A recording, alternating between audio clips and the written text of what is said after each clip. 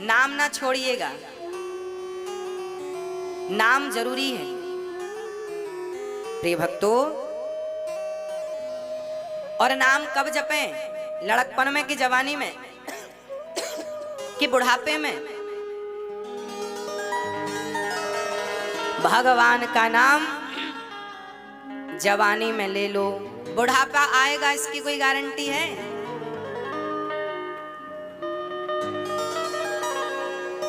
यदि नाम जपना है भगवान का तो प्रहलाद और ध्रुव ने छोटे में जपा, हम भी अभी से करें प्रयास। सुबह दोपहर शाम 3 ही होती हैं ना, उसी प्रकार लड़कपन जवानी और बुढ़ापा यहाँ भी 3, सुबह दोपहर शाम यहाँ भी 3 है ना। सुबह क्या है? हमारे जीवन का लड़कपन ही सुबह है। तो आपका लड़कपन है कि गया? बताओ, हम आपसे पूछ रहे हैं। मैया जी, ओ मेरी माँ, आपका लड़कपन है कि गया? बोलो हाँ या ना। गया? गया? गया है। अब स्वीकार नहीं कर रहे हैं गया है। लो, बाल बाल सब पक गए पर कह रहे हैं लड़कपन नहीं गया। लो, आपका लड़कपन चला गया, इसका अर्थ यह है कि आपके जीवन की सुबह चली गई। जिनकी नहीं गई कोई बात नहीं, कब तक नहीं जाएगी। आपके जीवन का लड़कपन चला गया मतलब आपके जीवन की सुबह चली गई, आपके जीवन की जवानी चली गई। जवानी कितनों की ढल गई है? जिनकी जवानी ढल गई है तो आप ये ना सोचो कि जवानी ढल गई, आप ये सोचो कि आपके जीवन की दोपहर ढल गई। जवानी मतलब दोपहर, दोपहर भी बीत गया। अब आ गया बुढ़ापा। बुढ़ापा आ गया मतलब क्या आ गई? बुढ़ापा आ गया मतलब जिंदगी की शाम आ गई। बुढ़ापा आ गया मतलब जिंदगी की शाम आ गई। अब शाम के बाद क्या आएगी? शाम के बाद क्या आएगी? रात अंधकार से भरी हुई रात आएगी मतलब मौत आएगी। आपका बुढ़ापा आ गया है मतलब जिंदगी की शाम आ गई है। आप सुबह दिया बत्ती ना करो चलेगा, दोपहर को दिया बत्ती ना करो चलेगा, पर शाम को तो दिया बत्ती करना ही पड़ता है, दिया जलाना पड़ता है, प्रकाश करना पड़ता है, घर को रोशन से भरना पड़ता है। शाम को रोशनी की जरूरत पड़ती है मेरी माँ, और शाम की जलाई रोशनी रात को भी प्रकाशित कर देती है। इसी तरह बुढ़ापा आ गया मतलब आप अब तो भक्ति का दिया जलाएं। अरे लड़कपन में आपने दिया नहीं जलाया, सुबह नहीं, दोपहर को नहीं, शाम, ये तो जीवन की शाम आ गई। बुढ़ापा मतलब जिंदगी की शाम आ गया, और इस शाम को तो कम से कम भक्ति का दिया जला लो, ज्ञान का दिया जला लो, प्रेम का दिया जला लो। अब नहीं जलाओगे तो अब सीधी रात आएगी अर्थात मौत आएगी, कुछ भी बचने वाला नहीं। जिनका बुढ़ापा आ गया है वो बिल्कुल सावधान, भक्ति का दिया जला लो, और जिनका आने वाला है वो भी सावधान। लड़कपन खेल में खोया, जवानी नींद भर सोया, और बुढ़ापा देख कर रोया। लड़कपन में कर लेना भजन, नहीं तो तू डूब के मर जा रे चुल्लू भर पानी में। राना राम नाम लीन हो, ना कृष्ण नाम लीन हो, तूने भरी जवानी में।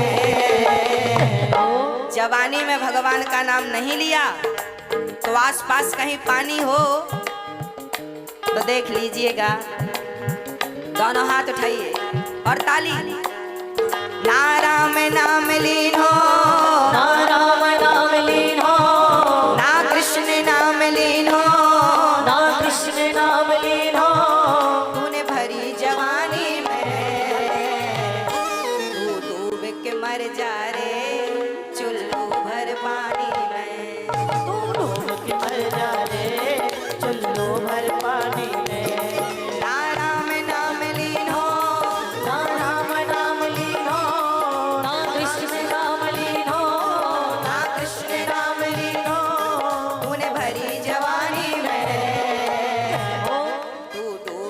मर जा रे चुल्लू भर पानी में।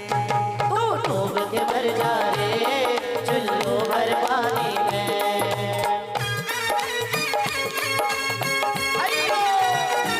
हरि बोल।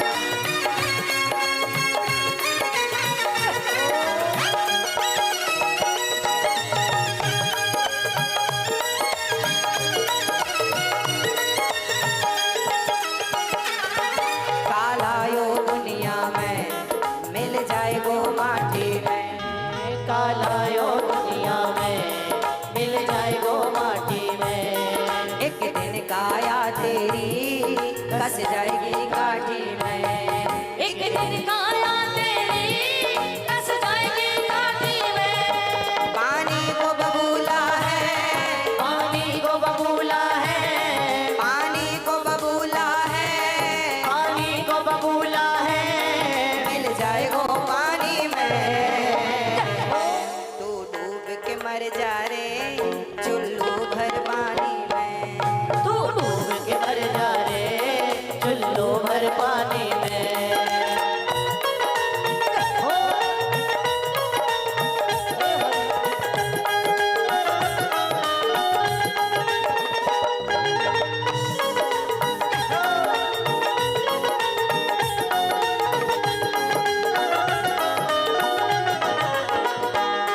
क्यों करता मेरा मेरा यहाँ कुछ भी नहीं तेरा। क्यों करता मेरा मेरा यहाँ कुछ भी नहीं तेरा। एक दिन होगा भैया तेरा मरघट में डेरा। एक दिन होगा भैया तेरा मरघट में डेरा। मेरा मेरा करने वालों, हमारा असली मुकाम यहाँ नहीं है।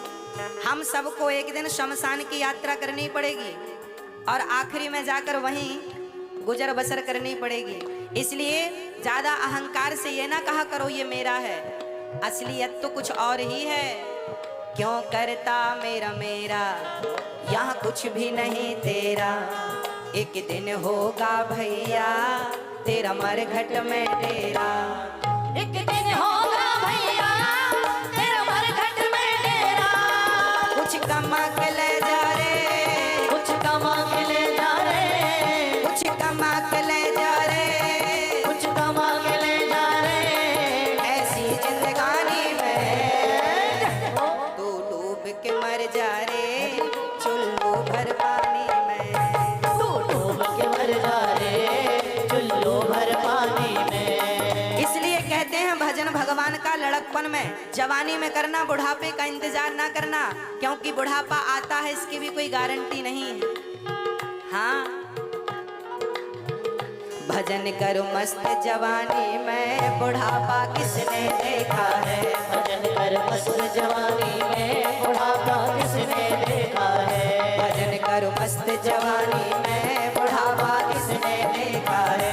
भजन कर मस्त जवानी में, बुढ़ापा किसने देखा है। बुढ़ापे की क्या समस्याएं हैं सुनिएगा। आंख से देख न पाओगे, आंख से देख न पाओगे, कान से सुन नहीं पाओगे, कान से सुन नहीं पाओगे, पाँव से चल नहीं पाओगे, पाँव से चल नहीं पाओगे, कथा तक पहुँच न पाओगे, कथा तक पहुँच न पाओगे। कथा सुन मस्त जवानी में, बुढ़ापा किसने देखा है। कथा सुन मस्त जवानी में, बुढ़ापा किसने देखा है। भजन कर मस्त जवानी में, बुढ़ापा किसने देखा है। भजन कर मस्त जवानी में, बुढ़ापा किसने देखा है। कर सच्ची भक्ति है, भक्ति में शक्ति है। कर सच्ची भक्ति है, भक्ति में शक्ति है। इस भक्ति से भैया मिल जाएगी मुक्ति है। इस भक्ति से भैया मिल जाएगी मुक्ति है। तैने बालापन खोयो, मैंने बालापन खोयो, सारा जीवन खोयो, सारा जीवन खोयो। यूं आना कानी में, तू डूब के मर जा रे चुल्लू भर पानी में। मर जाए चुल्लू भर पानी में।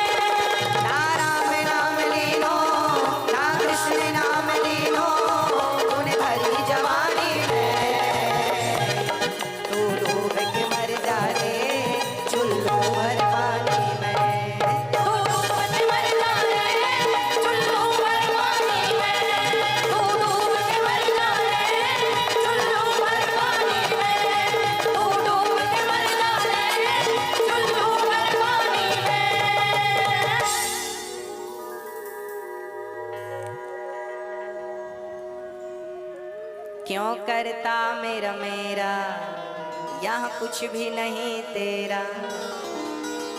एक दिन होगा भैया तेरा मरघट में डेरा। हमारा असली मुकाम कहाँ है? मरघट, शमशान, है ना। तो भक्तों,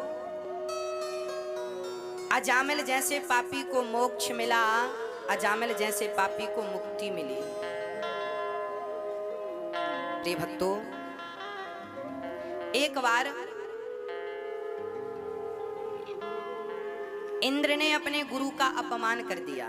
मैया जी, ओ मेरी माँ, ओ पंचायती मैया, होगी पंचायत, अब शांति से, बिल्कुल शांति से कथा सुनना है आपको, बिल्कुल शांति।